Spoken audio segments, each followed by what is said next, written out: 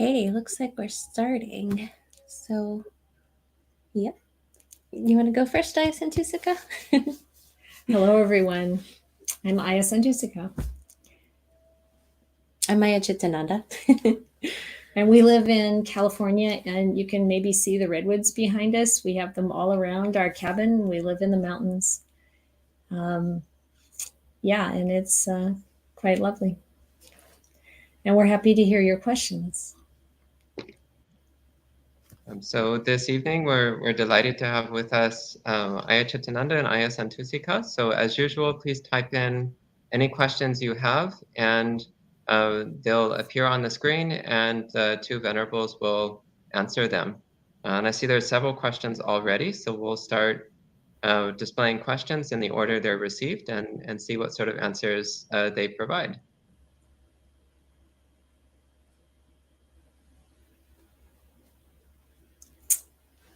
Should we switch off? Okay, yeah. I am having trouble very sparingly with lying.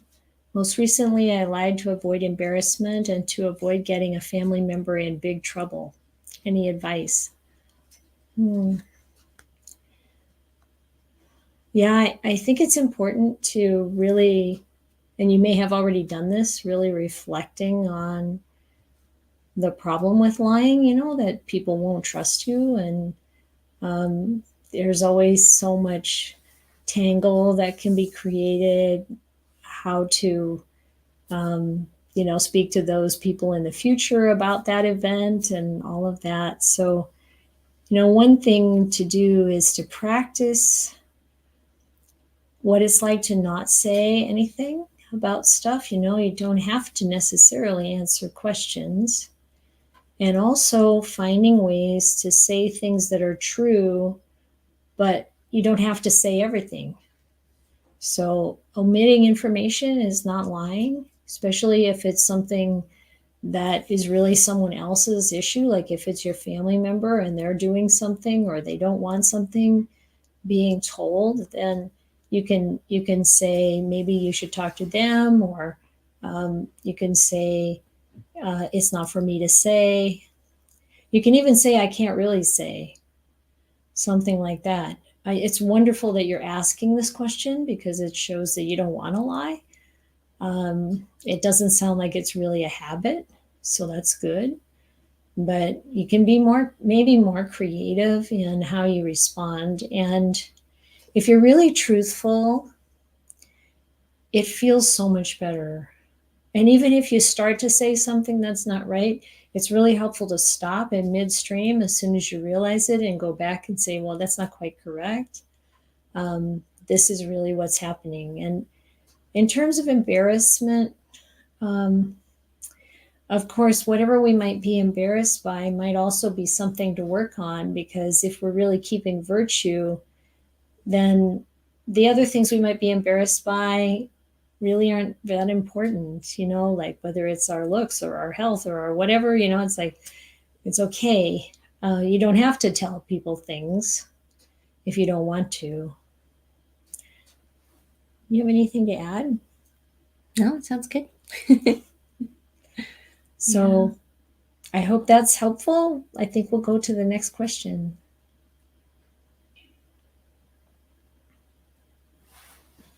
So Rick says, I've maintained a Zen practice for over 40 years. Daily life practice was my entry point into experiencing fruits of practice. For example, working at a potter's wheel has been a great way to brighten and compose the mind. Can you share other ways how daily life practice can build our skills for formal meditation? It's a good question. Yeah, something like repetitive and kind of calming, like pottery is nice because it does sort of set the mind up in a good way for meditation. Things like washing dishes, something that you don't really have to think very much about, and you can sort of maybe bring in the breath as you're doing it, can help. I like to knit. I find that kind of the same, like the potter's wheel thing is kind of repetitive and you kind of need enough mindfulness to keep it going well. Yeah. kinds of stuff. Walking down the hallway at work, even though people are probably working from home mostly nowadays, can kind of pay attention to your feet on the floor, to walking meditation style. Used to do that a lot in like long corridors. Anything else? What do you have? I used to have a way of meditating while driving. Yeah. But it was really just paying attention to my in-breath and out-breath. And I was still paying very much attention to everything else, but it seemed actually helping me focus even more than like having a Dhamma talk playing or something else. So just an idea. Be careful though. Yeah, I think that's it. Should we go on? Thank you, Venerables. Very helpful. Good. You're welcome. I feel like the suttas are targeted towards aspiring monks. Should lay people interpret the suttas differently than monks who are living in renunciation?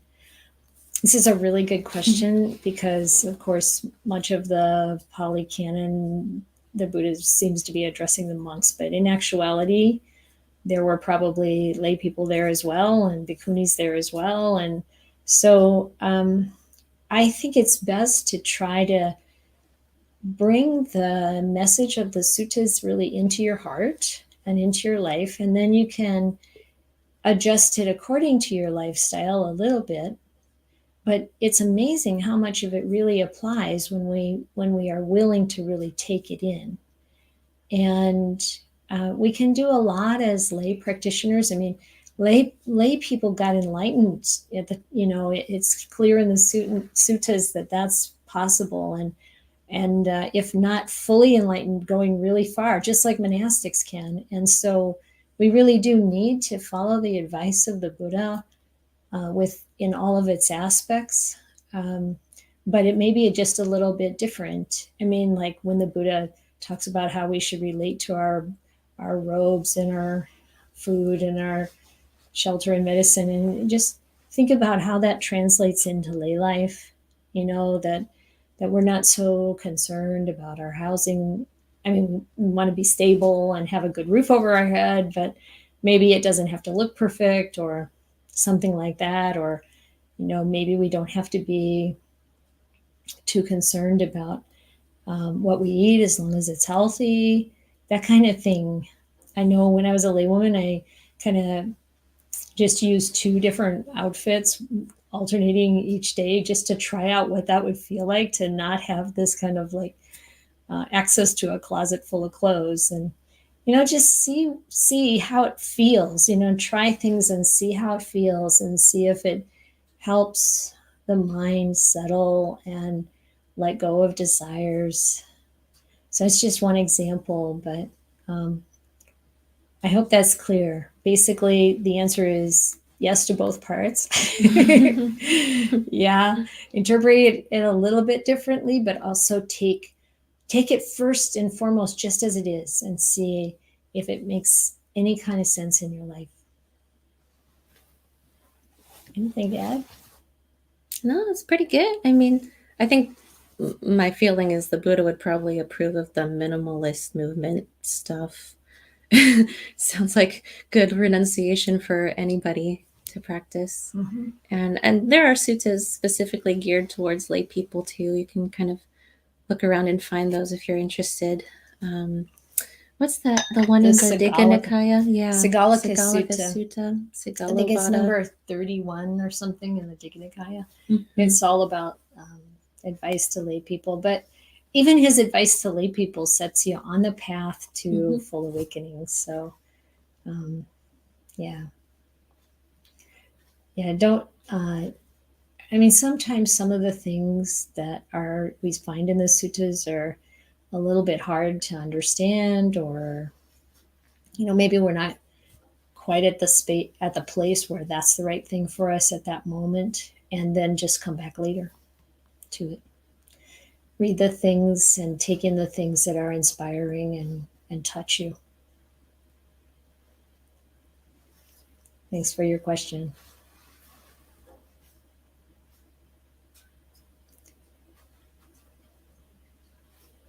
Okay, Eric says, good evening, Venerables. What advice would you give someone who has left a romantic relationship in order to pursue the path and possibly ordain as a monastic? Do you want me to take this one? Since you've done it? Since yeah. I've done it. It's a good idea. Yeah, I've been through this. Well, I think it's, obviously there is this strong calling to do that, to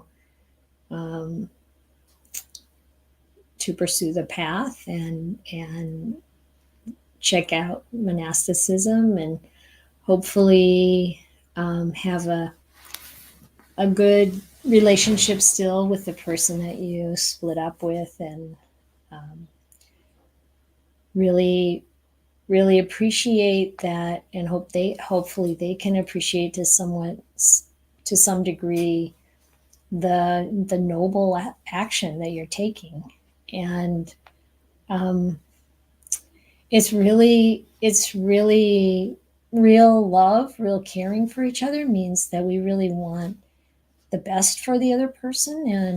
And I, of course, firmly feel that there isn't anything better that you can do if you're inclined in that direction than to become a monastic for your life, for the benefit of your development, for the benefit of the other people in your life, and to the degree that you can maintain a communication with that previous person in a wholesome way, I think that's good. Yeah, it might also help. I know I'm thinking of at least 2 people who have left marriages and long-term relationships in order to become monastics. And I think it helps them to have each other, like the support from each other, having both been in the same that are in the same situation. Who has the same yeah, someone else situation. who's also left a partnership to possibly become a monastic. It's like nice little support group. Yeah, a lot of monastics are in that situation, so you're likely to have the chance to talk to other people who've done that.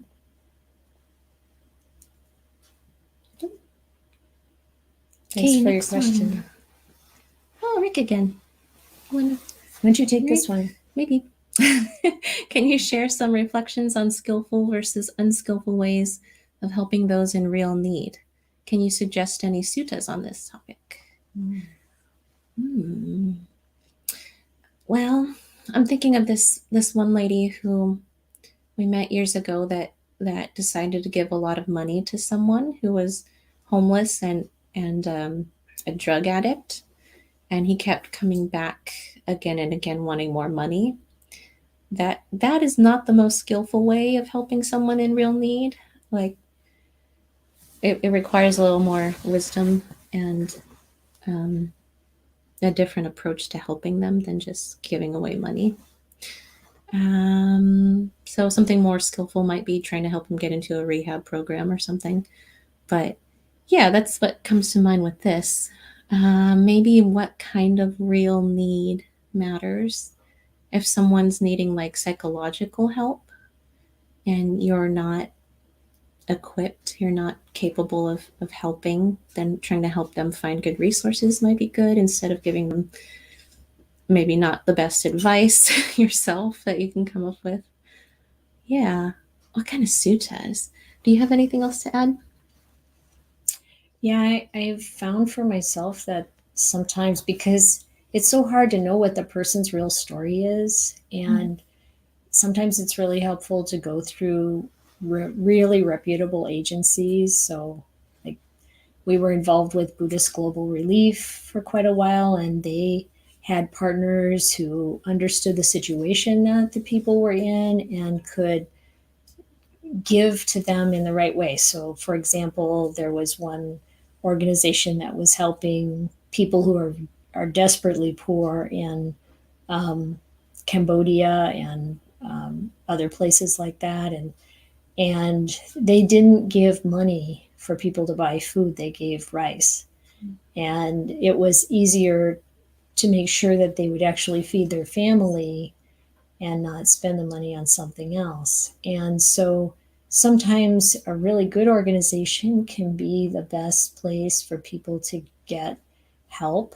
And these are just some thoughts. It really depends a lot on the situation, but I think a lot of it is really understanding what their problem is, not assuming that we know how to help necessarily.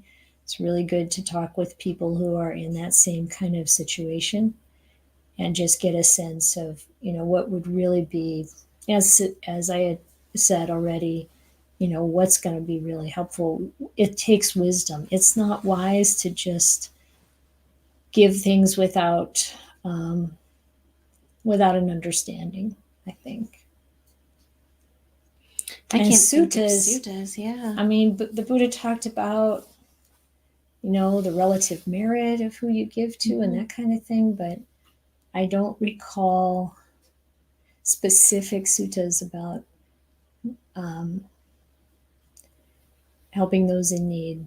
I mean, he said that if we understood generosity, then we wouldn't eat our meal anytime without sharing. So he was big on it. But yeah, I can't really think of anything else that specifically addresses that. Thank you, Rick.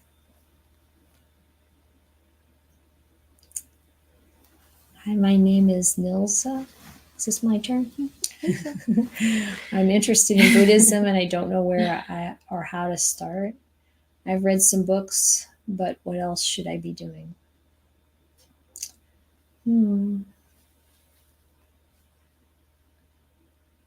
Well, it's important to find other people, I think, if you can. I don't know where you're located, but there are a lot of things available online, and that can help to get friends who are in this path and learning.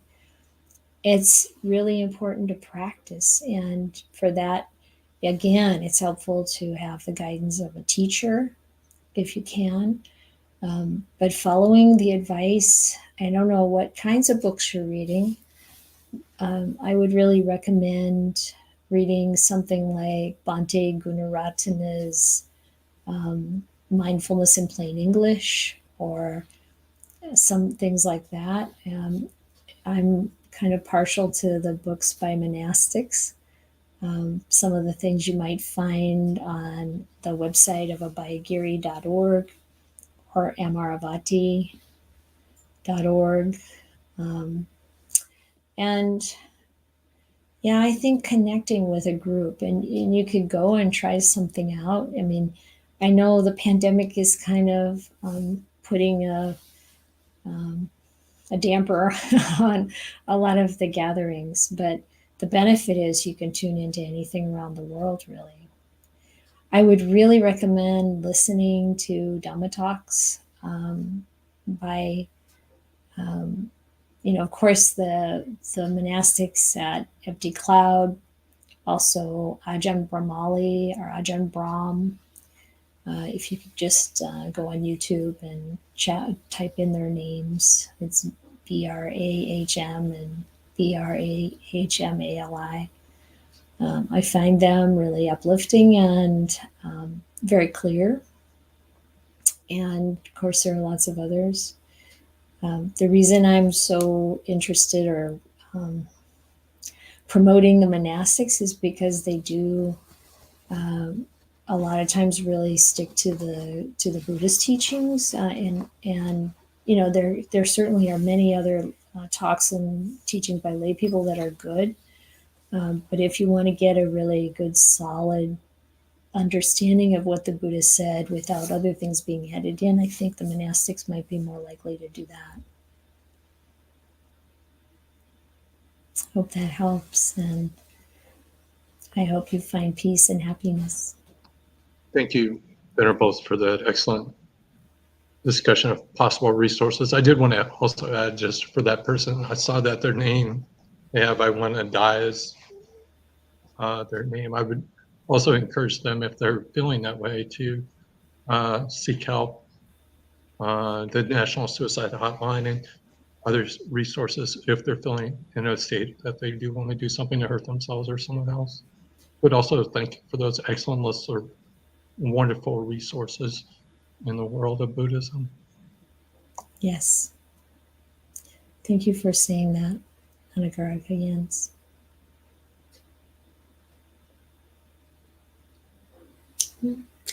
Bhavani says, Namaste. What sort of panya one can develop by practicing Eightfold Path? The best kind of panya to get you enlightened. Next. No. Yeah, I mean, Sila, Samadhi, and Panya are all part of the Eightfold Path. Yeah. And that is the goal, the kind of Panya that it's not the worldly kind of knowledge that you would get from studying something or going to school, but through practicing, you can develop the wisdom that can take you all the way to Nibbana. I'm not the talker, so She's doing I pretty defer well, to Ayya Santusika She's talking pretty to well. flesh that one out. So in the Buddhist teachings, he talks about a sequence of things that happen. And it starts with the sila, so the Noble Eightfold Path with the right action, right speech, and right livelihood. And, or maybe I should say it starts with right view. Excuse me. Because you have to have a certain amount of clarity and seeing how things are before you even want to start. So you already have that. You're asking this question.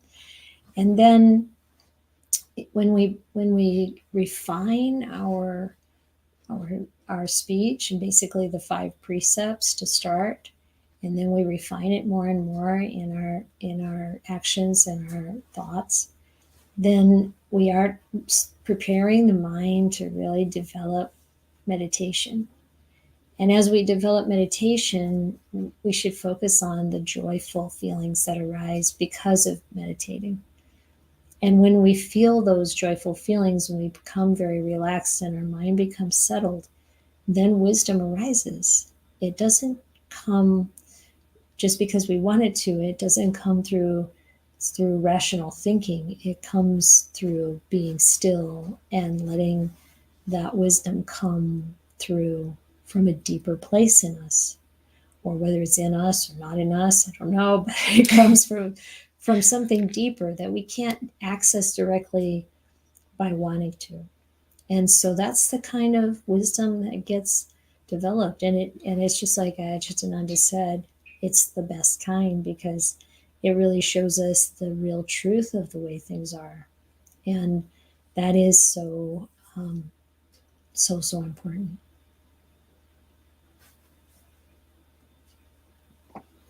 Thank you. And for anyone, yeah, feel free to say more back to us. About how things are. What is excellent, the noble, as you said, the Noble Eightfold Path, it is Panya, it's Samadhi, and Panya, wisdom, morality. Okay, thank you. Michael says, is the purpose of mindfulness of the body during daily activities to keep you from engaging with thoughts? Any tips for being mindful of the body during activities? Do you focus on one part of the body, one body part a day? So this is a really interesting question. In part, when we look at the Satipatthana Sutta, the foundations of mindfulness or the applications of mindfulness, and we look at the part on being mindful of the body, through the comparative studies that scholars are doing, they've found that the part that actually talks about being mindful of all your, like, stretching your arm out and taking it back, mindful during all these things that you're doing, is actually probably something that got added later after the Buddha's time. And it's interesting to think about that. The Buddha really talked about the 31 originally, the being mindful of the 31 parts of the body, or being mindful or applying a practice of the 4 elements, reflection on the 4 elements. And that doesn't mean we don't want to be mindful while we're working or doing things, but it's probably better to pay attention to what we're doing and calm the mind, and then, really, when we sit down and meditate, doing the practice of being present with the body and really observing the parts and observing the energy in the body, and then it goes to feeling in the body. So I really think that mindfulness of in and out breathing, that those set of 16 instructions is a very clear way of looking at how we're mindful of the body, and then moving into the other bases or applications of mindfulness through that.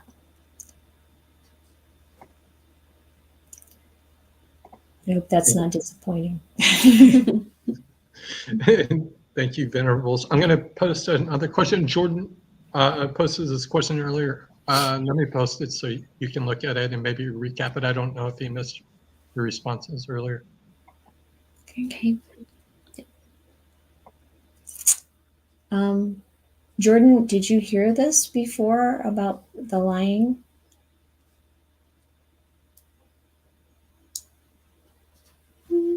Maybe you just recap quickly. We can anyway. recap. Okay. If not, he can listen again. Yeah, so I feel like it's really, really great that you're asking this question, and obviously you would rather be truthful, which is really important, and to just think about creative ways to avoid saying things that are not true, like maybe not really saying certain things, like maybe you don't have to answer a question. You can say, like, if it's about someone else, that it's really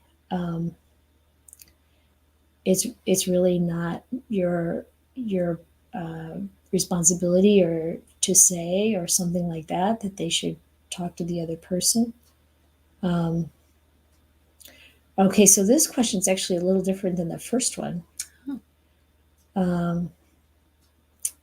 Getting a family member out of some potential legal trouble. So let me read the question, because it is different. I'm sorry. Mm-hmm. I thought we were just looking at one we already saw. Yeah. I've had trouble with lying. Most recently, I lied to get a family member out of some potential legal trouble. How can I have the strength and opportunity to not lie in these situations? I guess the first thing I would ask, and you don't have to answer, of course, but if I were you, like, is the family member really doing something wrong? And of course, you don't have to say anything about that to get them into trouble, of course, but if they are in trouble and they expect you to lie, or you feel like you want to lie, maybe it's better to resist. And this, how to have the strength or opportunity not to lie, is to say, the choices you're making are really up to you, and I can't, like, what I want to say, break down my own integrity in trying to get you out of something. And it may sound harsh, but I think it's a really better example for them. And if you don't lie, people will trust you more, and just try to keep that in mind to build up your strength. Try to have a conversation with people before it happens. I mean, I know it's not always possible, but it's not appropriate, really, for people to try to depend on you to get them out of some trouble that they've caused. Now, if they're being unfairly accused or something like that, then I think you have to focus on that part. that it really isn't their fault. And it's holding the value of being truthful really at a high level, because this is what is the basis for our awakening. I mean, and there are lots of things you could say that about, but in a way that if we really hone in on truth, that's how we see what's really happening. And if we lie, there's a cloudiness, there's a darkness that comes. And I think you can do it, and the strength comes from doing it. You do it once and then you're stronger for the next time. And if you have, a particular situation that you want to talk about, you'd be welcome to contact us so that we can give you ideas and more specific ideas. But hopefully you can use this and it'll be helpful.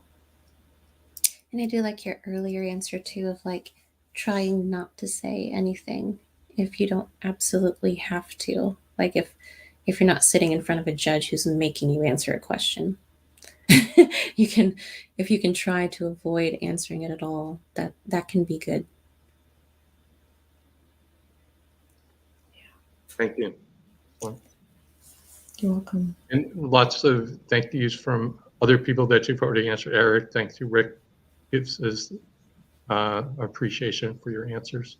And here's a question from Facebook from Benjamin. Benjamin says, what's your thought on temporary ordination? Go for it, man. Ditto. Yeah. Yeah, sometimes I know a guy who did temporary ordination. He's like, okay, 6 months. And then it was, okay, 6 more months.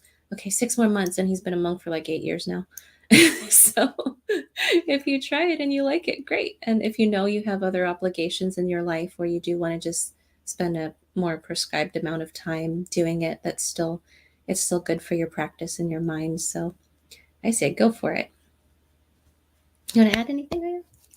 Just that spending time in Thailand and, like even being in a taxi or something and the driver says, I was a monk for this amount of time. And they light up. It's such an important part of their life, no matter how long ago it was. So I also would say go for it.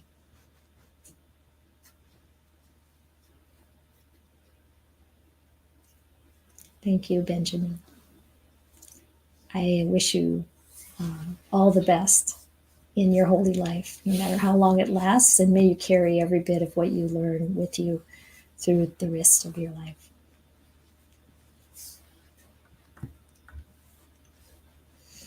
When ordaining, the person that suffers more for the missing is the one abandoned. Okay, when ordaining, the person that suffers more for the missing of one abandoned, do you think that it would still help the way how the Buddha explained metta or superior love to the girl that drugged Amanda to marry him?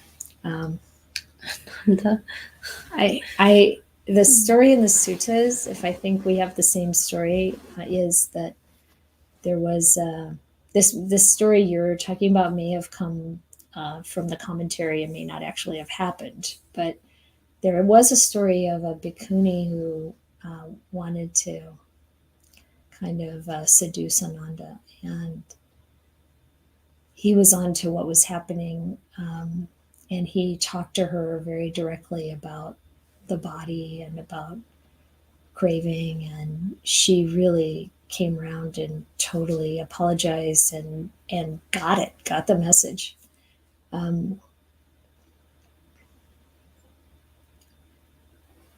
I think that what really has to happen is a change in one's own heart to really work with whatever residual desire there might be for that other person. And as you're doing that, be kind. Yes, there is that superior, all-inclusive love that's equal, really really for everyone and every living being. But it doesn't come right away, maybe, and to not try to make it like, oh, I'm so above this, because it doesn't really help. But to really look inside and really stay present, be present with one's own feelings and work with them, and try to let the other person know that you care, but you feel this is important, and that you really, really want to do this, and that it's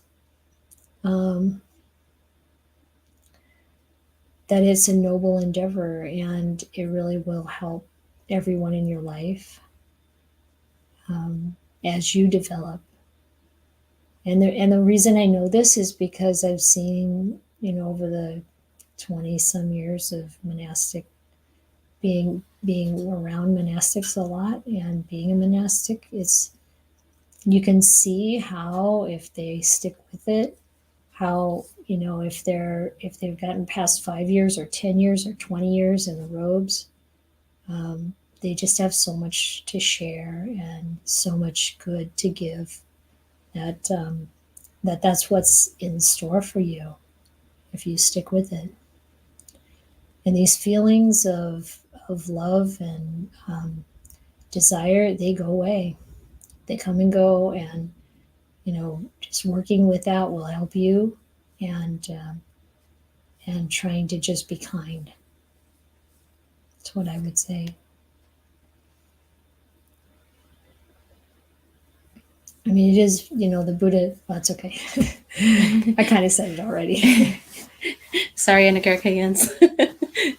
I apologize. I didn't mean to go That's forward. all right. You didn't know. I haven't been good at okay. Big pause. I apologize. Well, the next question seems to one related, talking about finding safety and comfort in those years. Dear Venerable, how does one reconcile with the fact that there's no God looking out for oneself? There's only cause and effect. Seems like there's no absolute safety in this world. I think that's kind of the problem if we're looking for safety of a material sense, like if we want protection from someone from on high, kind of a deal. If we're looking for like a home or a family or a work situation that we can feel like we're safe now, we're going to have enough to take care of ourselves. And the truth is, it's all falling apart anyway, and there is no safety in this world in that sense. So the only real safety, as I think you're pointing to, is the karma, the cause and effect. So the only real safety is knowing that you're doing things in a moral way, in a way that will have good effects for you and for the people around you. And you can rest in that kind of safety and make sure you use use all that good karma you're making through having good morality and sila to help make your spiritual life progress. So meditation, studying about the Dhamma, those kinds of things to help your spiritual life is a good provider of safety for this life and the next. So how do you reconcile with the fact that there is no God? Personally, I don't really feel the need to have a God figure. In Buddhism, cause and effect is enough.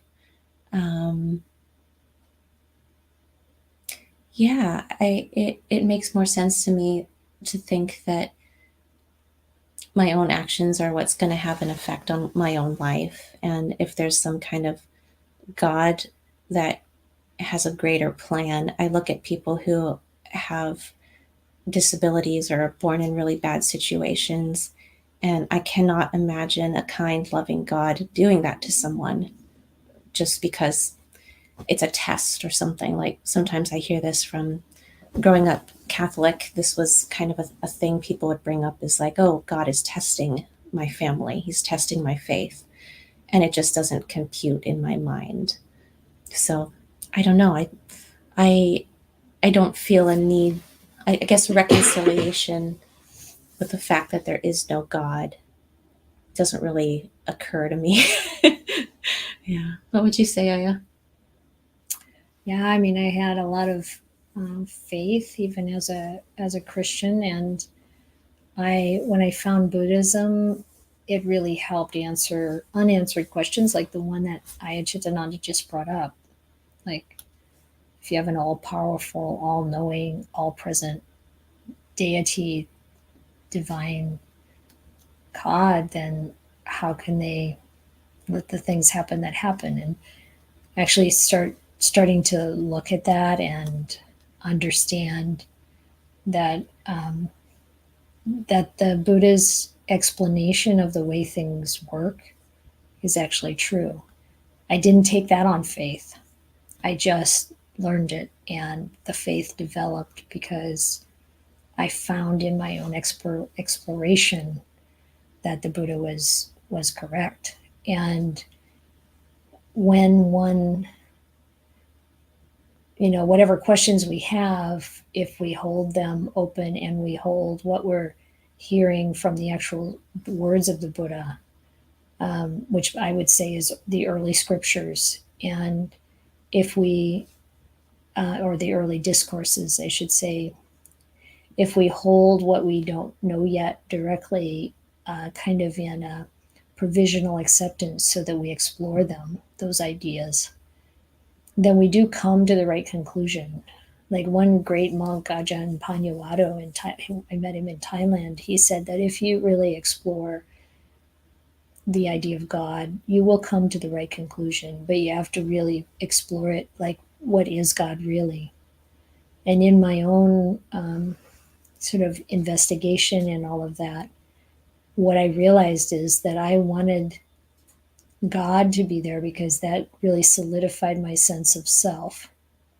God had a plan for me, God saves me, God, whatever, it's like that really solidified the identity of me. And I could see how that identity of me is really wrapped up in suffering.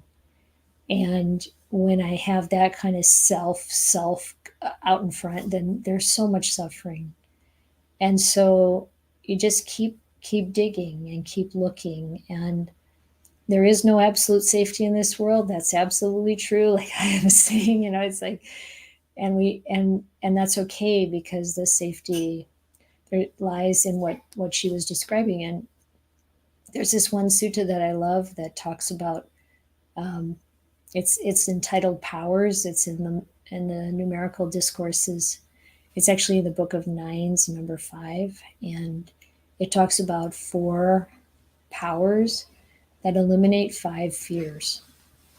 So it's the power of wisdom, which is to know the difference between what's good and what's bad, or wholesome and unwholesome. And then the power of energy to do the things that are wholesome and to not do the things that are unwholesome. And then the power of blamelessness, which really means we keep a very high standard of virtue.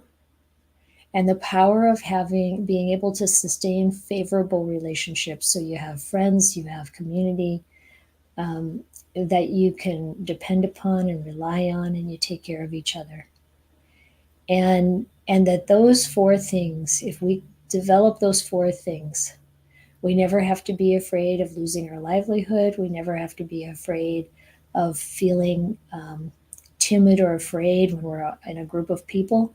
We never have to be afraid of getting a bad reputation. We never have to be afraid of death. And we don't have to be afraid of what comes after death. And that really covers a lot. Yeah. Okay, I think we'll go on. Okay, thank you. I'll post the next one. I believe it's just a comment, but I don't know if you want to read it and share your thoughts. Prana or prajna is wisdom, the knowledge about oneself and everything about the world which has been built by our senses.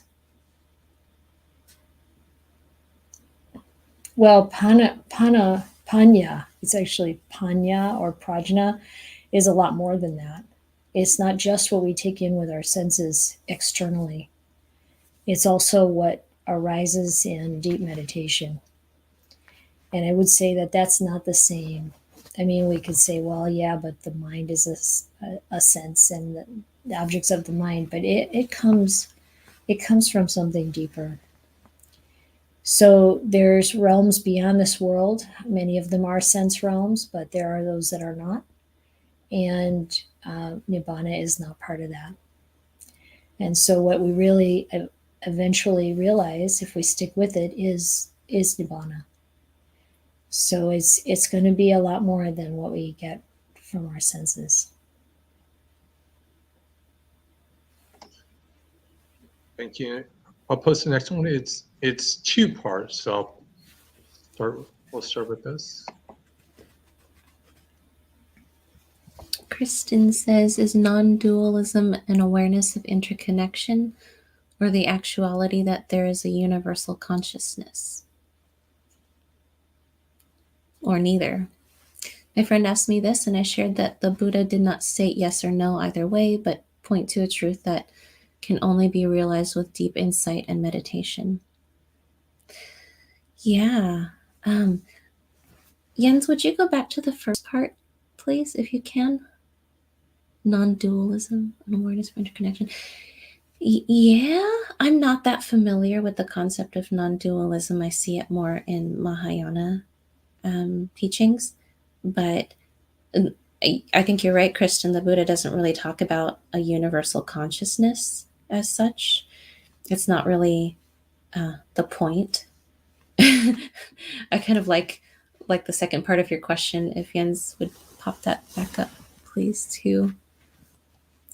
If you don't mind, Anagarka Jens, the second half, thanks.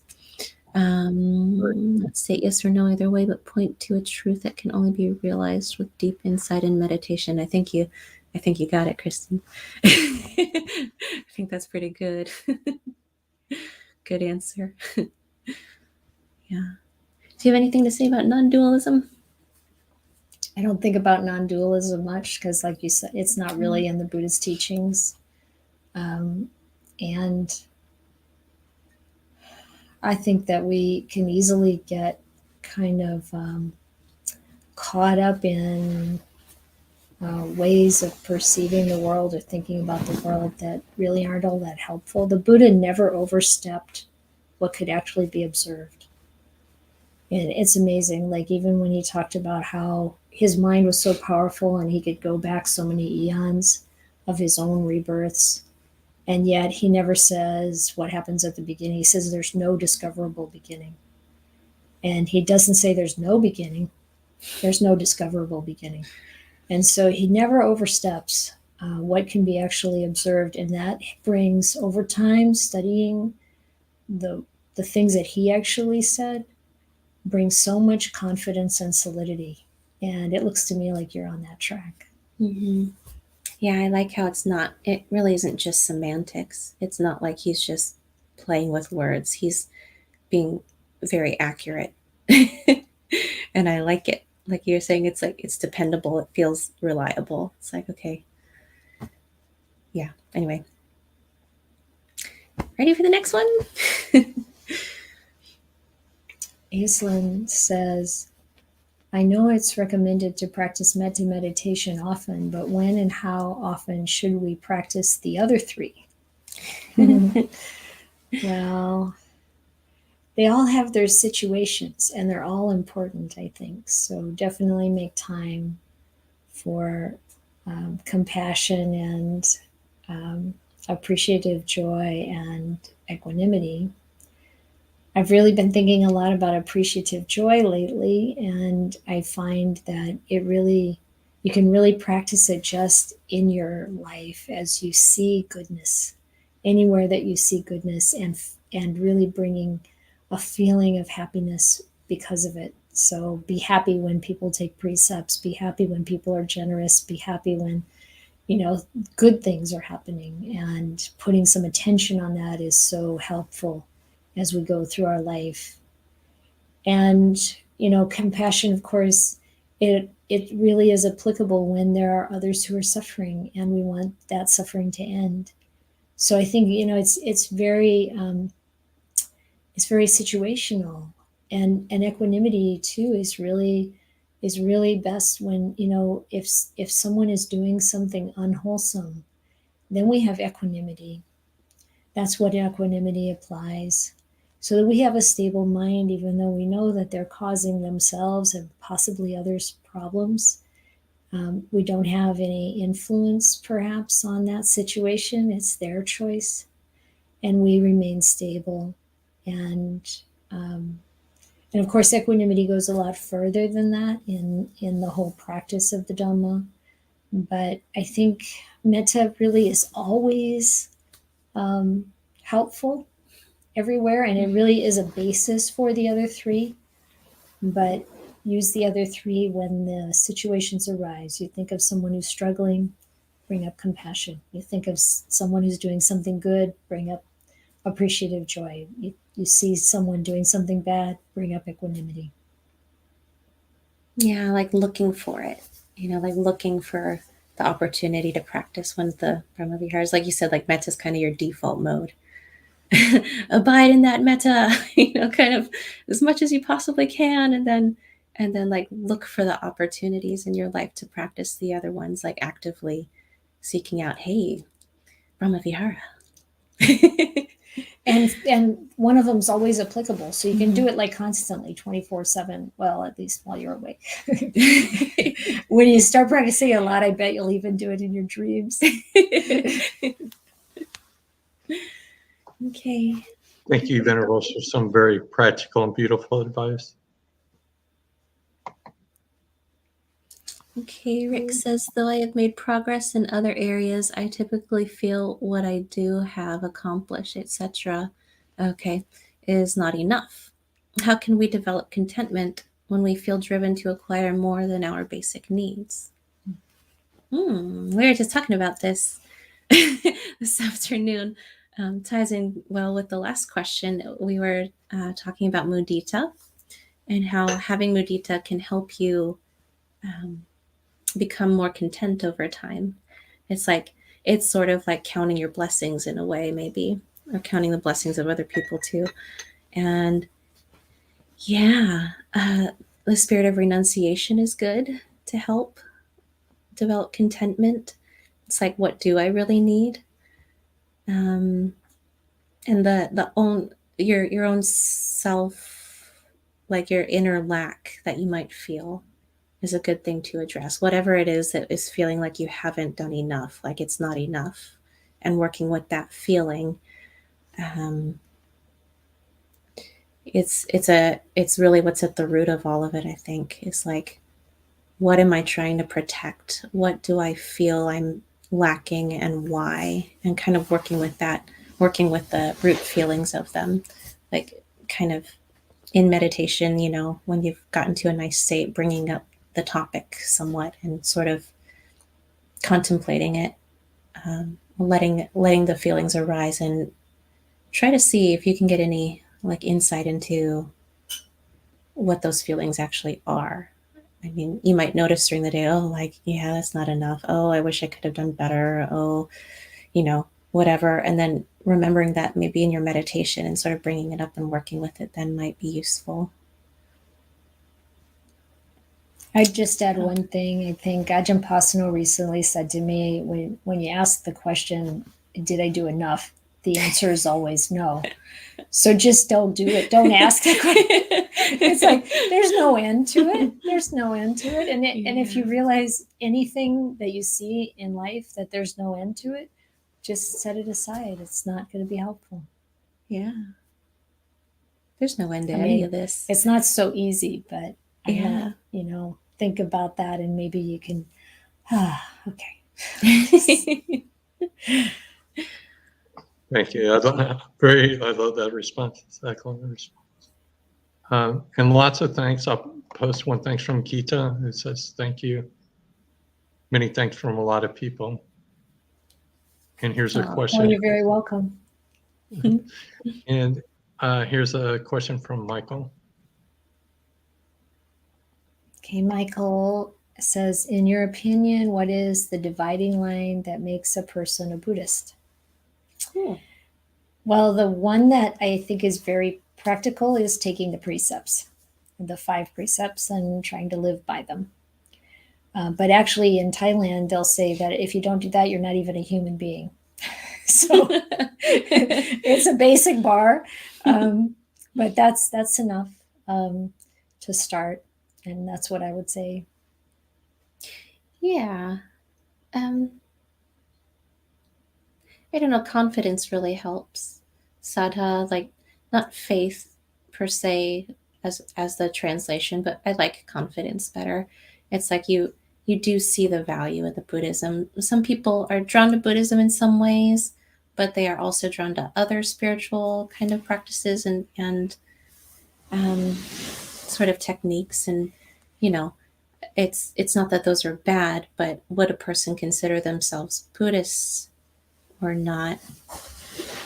I think in my mind, it depends on the level of confidence they have in the Dhamma.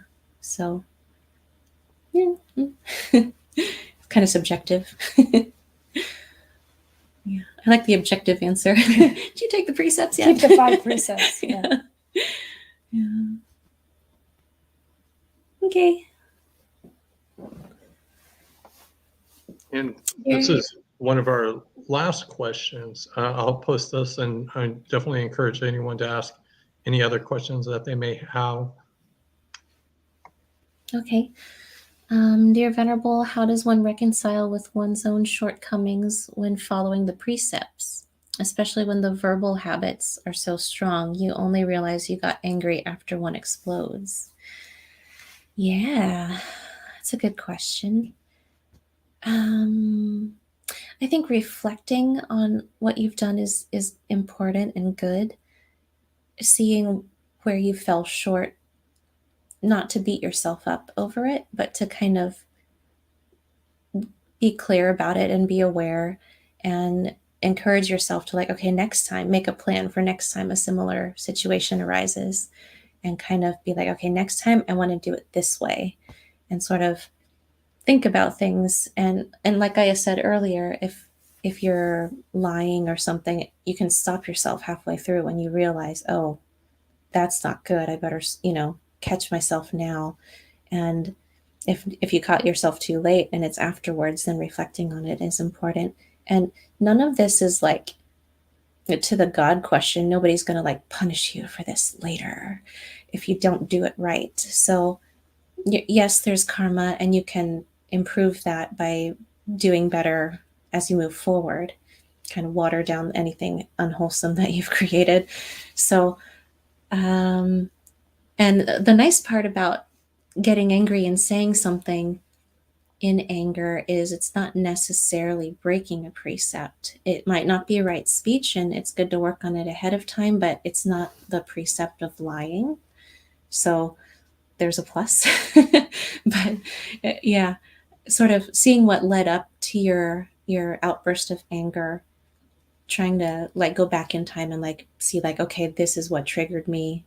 Next time it happens, how can I stop myself before I do it? Those kinds of things might be useful, but it's never to beat ourselves up, because it doesn't help.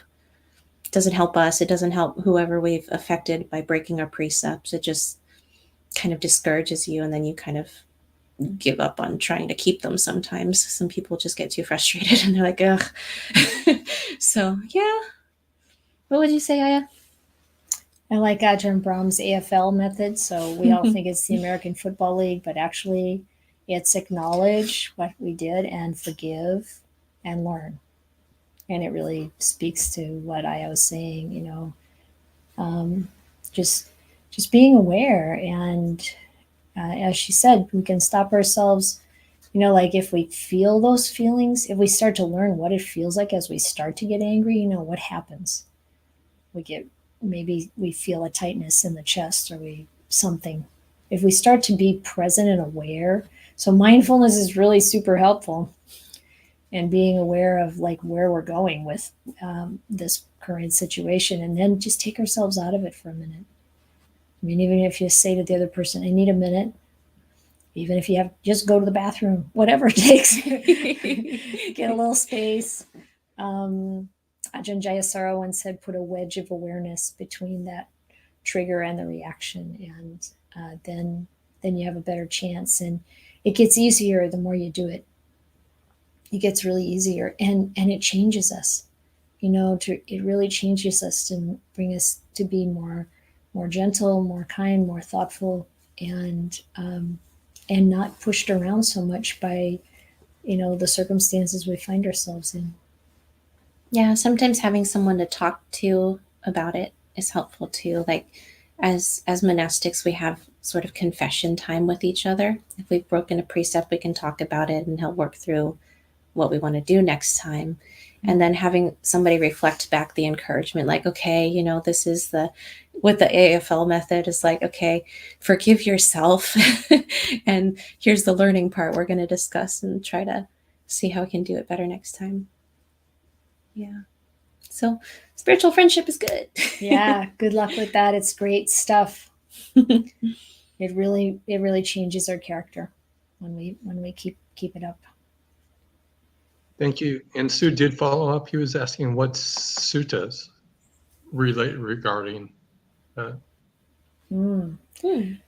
I really like the 8th sutta and the middle length discourses where the Buddha talks about all these different kinds of habits or reactions and things that we might have. He lists 44 of them, I think, and then he goes through a sequence of how to work with that.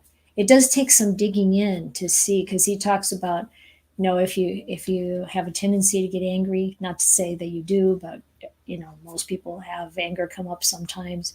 But if you have a tendency, whatever degree to which you have it, the Buddha said, following through with the anger is like a rough path, and there's a smooth path by which to get around it. And he says it's by non-anger. So you really have to investigate, like, what is non-anger and how do I shift from anger to non-anger? And I kind of like Pali because, you have these words and then you put an A in the front of it and it's non and negates it. And that's different from like, oh, you have to be, opposite of anger, kind or something. It's like, no, just not anger. It's like, and so the Buddha points out in that sutta that when we practice in that way, continuing to find or create that smooth path, that is the opposite of whatever unskillful feeling or reaction we might have, then it leads us upwards. And ultimately that particular thing just disappears entirely from our character.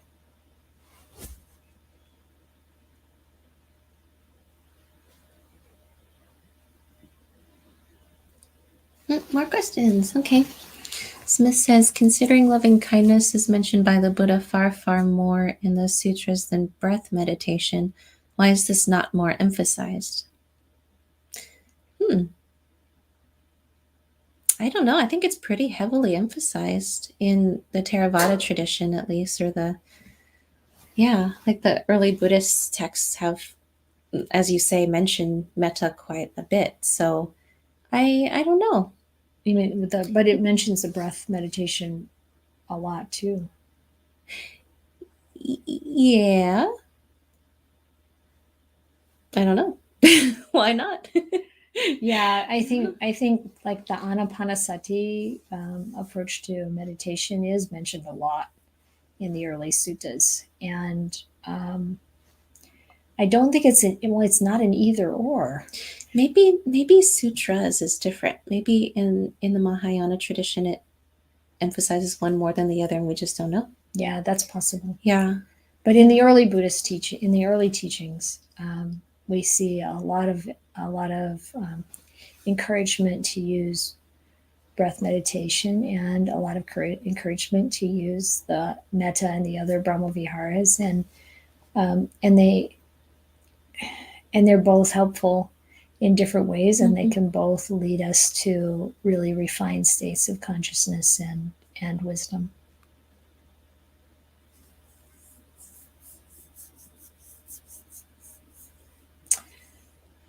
Manal says, how would a practitioner know for themselves which form of Buddhism is best suited for them?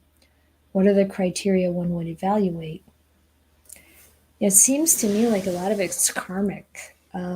People seem to be drawn to one kind of type of Buddhism or another, and I have a lot of respect for people in all of the traditions as long as they're really following it. So I think you have to try them out. Mm-hmm. And the criteria would be, what really resonates, what feels really wholesome, and what feels really inspiring and uplifting. And for myself, I found Theravada Buddhism first, and was able to spend quite a lot of time with monks, and so I saw how they were living, what they were teaching, and what they were learning, and I was really impressed by that, and that was just it. Do you want to say, because you did Mahayana? Yeah, I was a Mahayana nun for a year before becoming a Theravada nun, and I liked the emphasis on meditation. That I found more in the Theravada. In the Mahayana tradition, the temple I lived in did a lot of chanting and almost no meditation. So the practices matter. I mean, how much progress you can make. As Ayasantusika said, I think it is kind of karmic. Like the monastics there really did benefit from the chanting. It helps them keep their minds wholesome, I think. And sort of, it gave them meditation object, sort of the mantras that were helpful for them. But it didn't do anything for me, really. I wasn't really making any progress there. So, yeah, I think what speaks to you, what's going to help deepen your understanding of what the Buddha was trying to explain to us. You kind of just have to follow that. And not to just sort of like, oh, I don't like this one part of this one tradition, so I'll just do this other one. And you just kind of going around and around and never settling on something. It's like, if it's not integral to sort of that school, you might just like leave that aside and just go for like the majority of the tradition, like the majority of the practices in the tradition that you find the most helpful. You just kind of stick with that one and maybe leave aside some parts of it that don't help. More questions in Agarkayans? Yep. Okay. What are skillful ways that people with impairments due to aging and illness can live in inspired practice and participate in harmony with the monastic and lay community?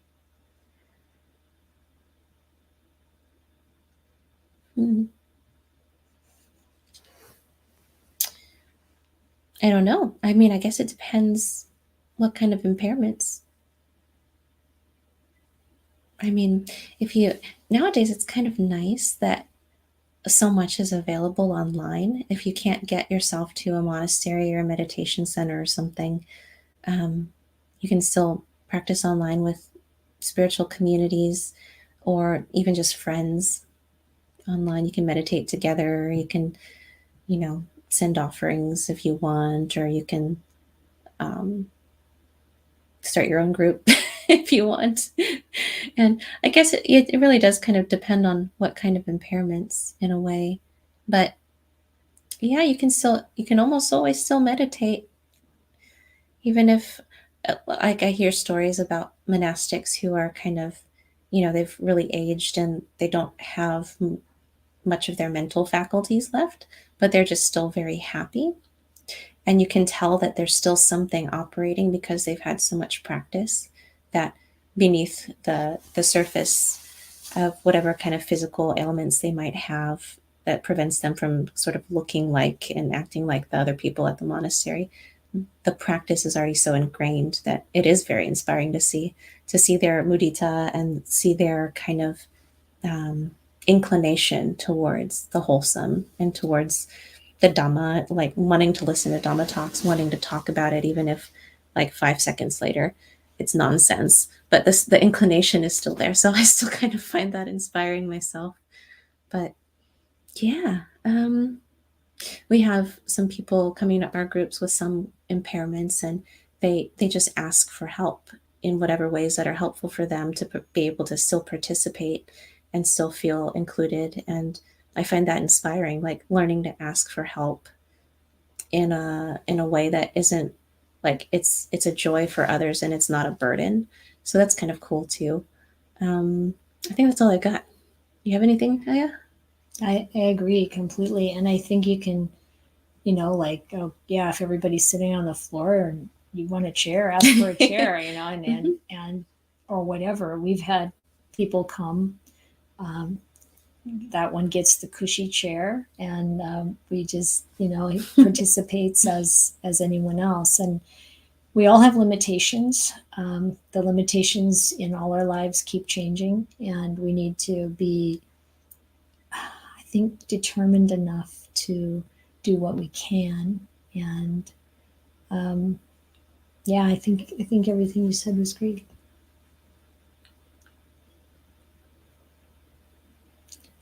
Dear Venerables, do you think we constantly get close to awakening and then fall back, and then get close and fall back again, or is it a constant path of awakening?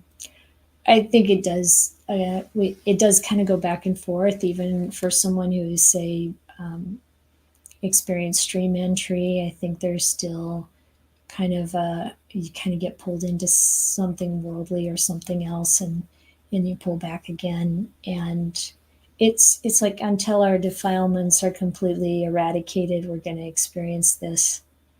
And we want to make sure we don't fall below a certain level.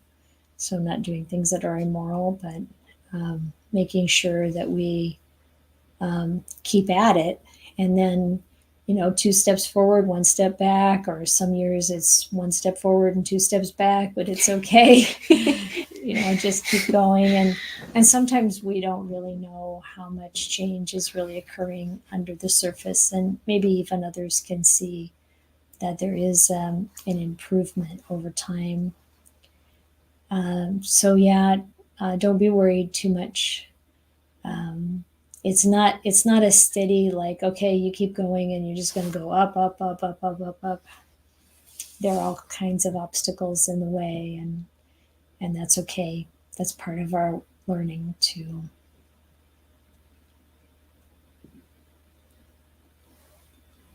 Anything? I thought that was great. Thank you, Anagarka. Again, sorry. Okay, so Nilsa says, what is the difference between Zen Buddhism and the type that you are? Yeah, Zen Buddhism comes from Japan. It's kind of originally from Chan Buddhism or Chinese Buddhism, but the Zen Buddhists kind of like to focus a lot more on the concept of emptiness. And there's like koan practice and different retreat styles than we have. The monastics are priests in Zen Buddhism, so they don't keep the same precepts as monastics in this tradition do. They're allowed to marry, own temples, and drink alcohol and do all kinds of things that are very different from our precepts. But I think a lot of people have made a lot of progress through it, so it's kind of nice. Can we talk about the type we are? Yeah, we're Theravada, early Buddhist kind of Theravada practitioners. We kind of practice mostly Ajahn Chah style from the Thai Forest Monastery. And yeah, we don't really focus on emptiness as such. It's like our sort of view of the same kind of concept is not self. I don't know. I'm not the talker. You go for it, Aya. Yeah, it really is. It really is a lot about precepts that have come down through the different schools and traditions, and all traditions. I mean, as any religion travels to different countries and different cultures, it changes somewhat.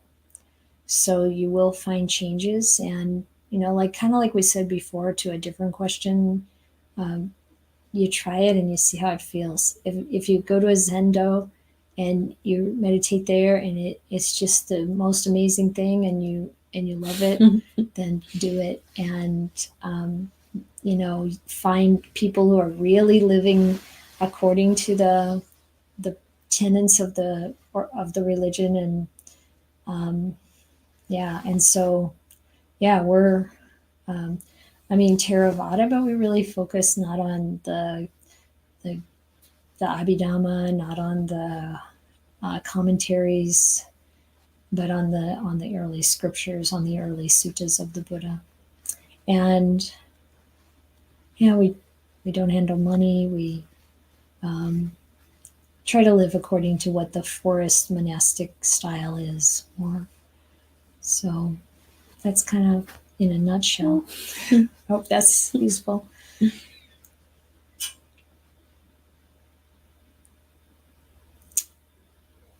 Vic writes, Venerables, would you be open to sharing your opinions on samadhi/jhana? There's so much diversity to what constitutes jhana and what is sufficient for liberation. What was Ajahn Panyawado's teachings on this? Well, what he told me was actually what he learned from Ajahn Mahabua, which was, if you're inclined toward jhana, do jhana. Otherwise, just think in terms of samadhi. And I think Ajahn Chah was very much like, don't really worry about what mental state this is. Just meditate and go deeper.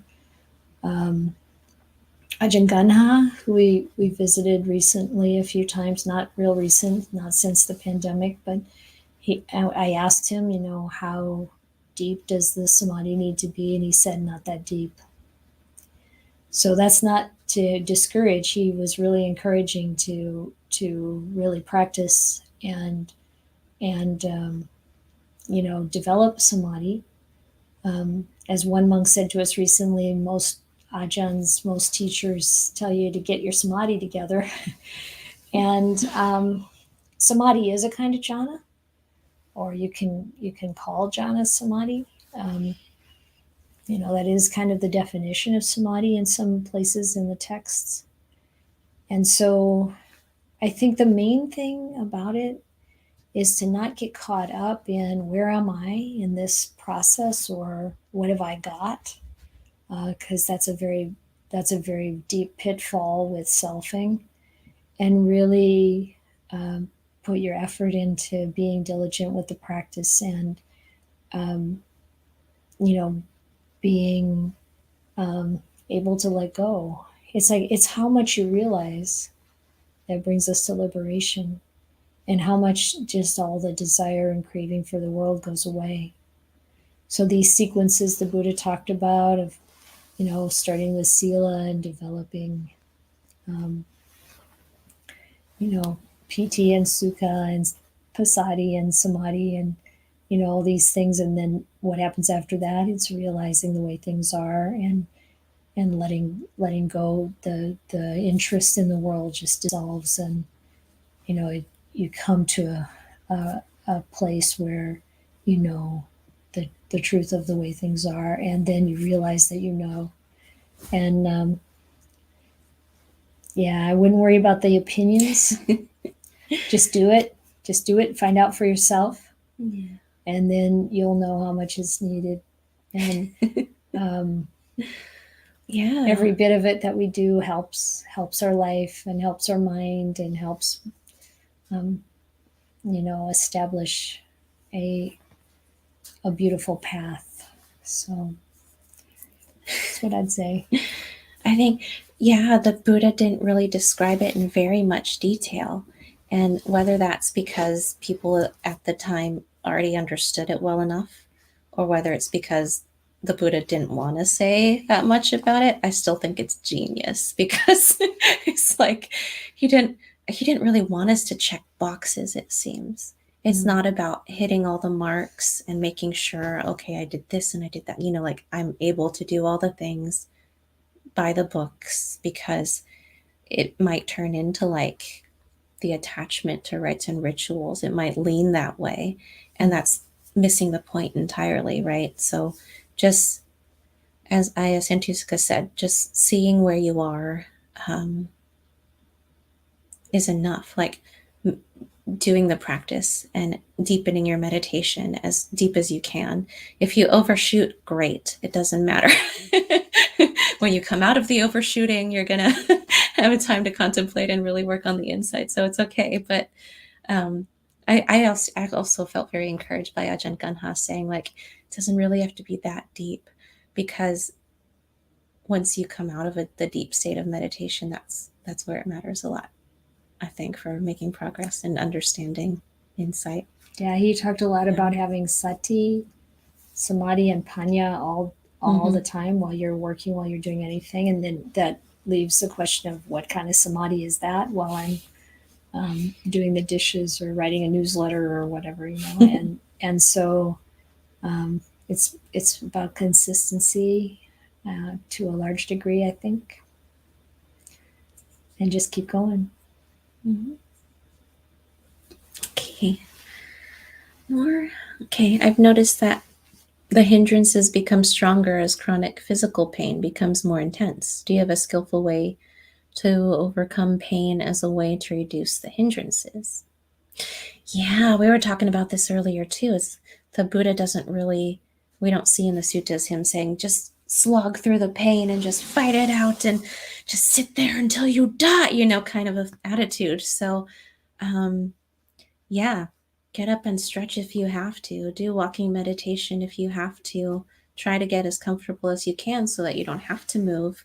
But as you're saying, if it's like a chronic physical pain, just doing the things that you need to take care of the body and not worrying so much about like sitting properly or whatever position you're in. It's going to be okay to meditate in as long as your mind can stay alert enough.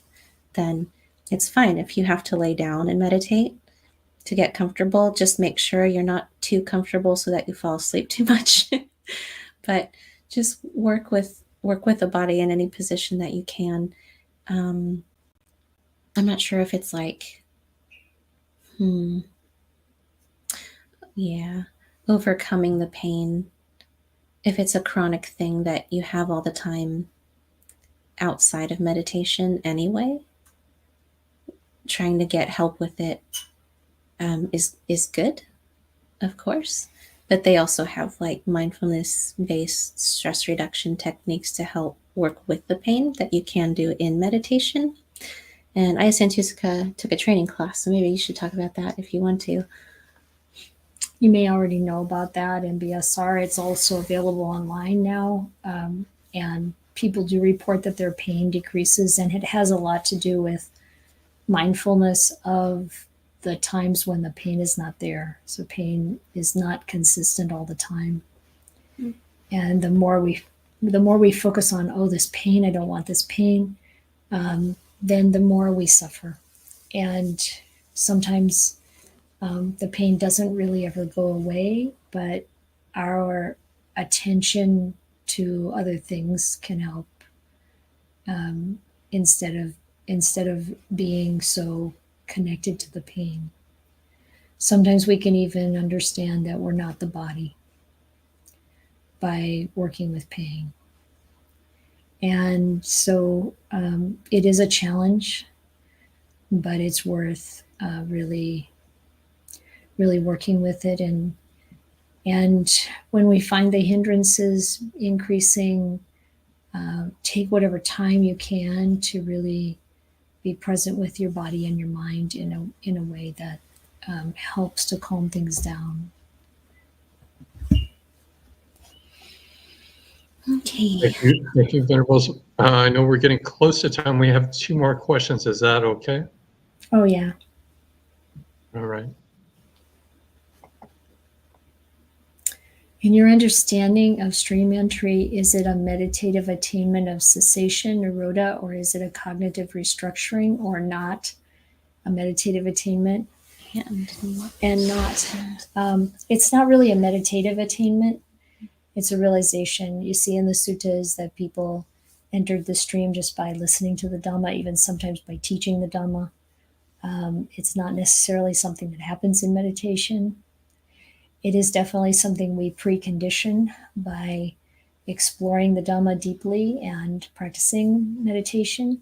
But the actual time when that it is an event that happens, it's not something we create out of wanting to have it or anything like that. It's good to let go of wanting, and it's something that really is life changing, and it is profound, and it makes us happy. So you'll see the descriptions in the suttas, like really seeing that everything that arises passes away. It's one description of what happens when someone has that stream entry experience. And there are other possible things, different things that are described by practitioners. But when you really see those three fetters of any kind of belief that any of the khandhas are self, that falls away. Any kind of reliance on, the form of rituals and practice, that we recognize that that's not what saves us, and any doubt in the Buddha and his teachings, and in the monastic Sangha, that the enlightened Sangha, not just on any monastic, but in those that have really walked the path, and gained some of these levels of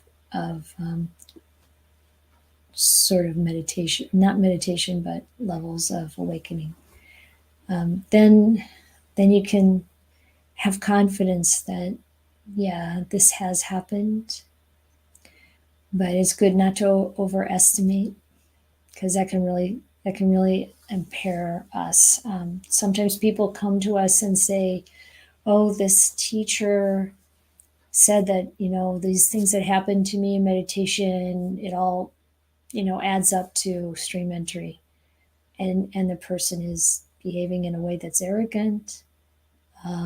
They talk about how they're not really progressing. So, and you just know that event didn't happen for them.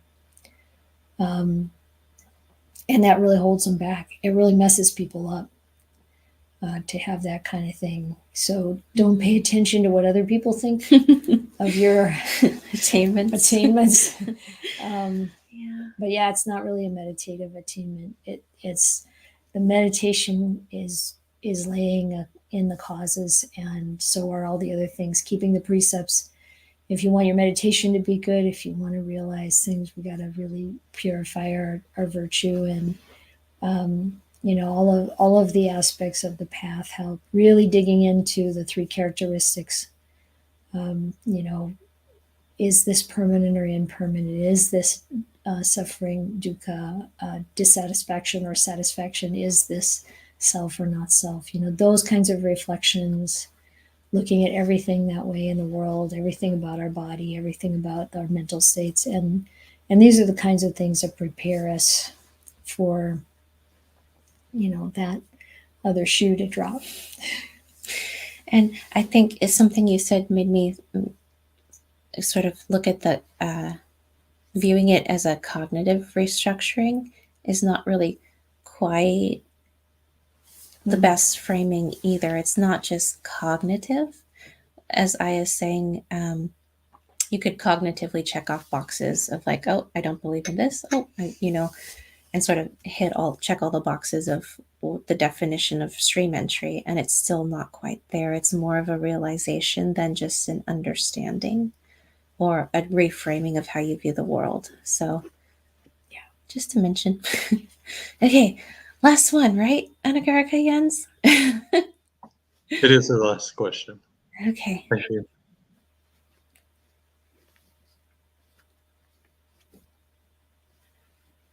Okay. Yeah, so that was it. Oh, here we go. Okay. Dear Venerables, it is useful to focus on attainments like first stage of the path, stream entry. It's a question. Is it useful? Is it useful to focus on attainments like first stage of the path, stream entry, or second stage, etc., Or could it make me deluded since it's just artificially constructing self? Yeah, it could delude you because it's just artificially constructing self. Yeah, I think, again, with the checking boxes, and maybe it's intellectual, but it's not real realization. So just don't think about it. Just keep making as much progress as you possibly can. Find good teachers when you need help, when you feel like you've hit plateaus and you're just like, okay, now what? And don't think about it. Yeah, work on the virtue. There's a ton of things that we can just do by our choice. If you look at like the sutta on the highest blessings, the Mangala Sutta, and it's like you think blessings are, oh, these are blessings that come from some power on high, but it's not. It's all choices. It's all about the choices we make and what we do, and then the path unfolds naturally. There's another sutta where the Buddha says, if you're keeping good sila, if you're not doing things wrong, you don't have to wish, may I have non-regret. And if you don't have regret, you don't have to wish, may I have like meditation, like joy, and he goes on through this whole list. Like if you do the steps, if you keep the basics, if you come back to the basics and you keep them really pure and purify them over and over and on, then you don't have to worry about the path unfolding. It will. Great. I'm sorry, were you? No, that's it. Thank you. Thank you. Well, perfect timing. And I wanted to thank everyone for tuning in, and also thank everyone for asking such great questions. But Venerables, thank you so much for taking your time and sharing your wisdom and your thoughts about these questions and providing such great words of the Buddha to help us in our practice. Many thanks. And many sadhus and many thanks from everyone in the audience. And they both just very appreciative of you taking your time to answer these questions. You're very welcome, all of you. And we really always feel a lot of joy when people take an interest in the Dhamma and really want to make your life better and make the world better, which is what you're doing. So I think we're supposed to end this with sadhu, sadhu, sadhu. Thank you. And thank you, everyone, and have a great evening. You too. You too. Thank you.